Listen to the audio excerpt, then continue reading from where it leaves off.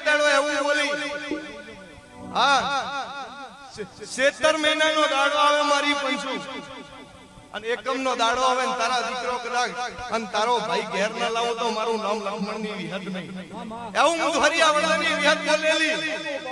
અને કદાચ આ તો ડોસી આજે